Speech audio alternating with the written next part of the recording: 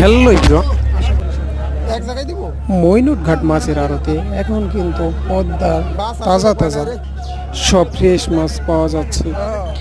এখন কিন্তু আগের তুলনায় বেলে মাছ চিংড়ি মাছগুলো একটু বেশি পাওয়া যাচ্ছে। এখন কিন্তু বড় বড় সাইজের সব বেলে মাছ পাওয়া যায়। এই মাছগুলো চায়না দোয়াইরের মাছ।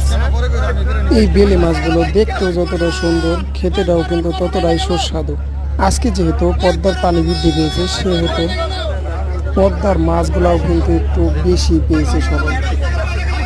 চলুন দেখা যাক আজকে এই পদ্মার তাজা তাজা ফ্রেশ মাছগুলো মইনুটঘাট মাছের আড়তে কত টাকা বিক্রি হয়।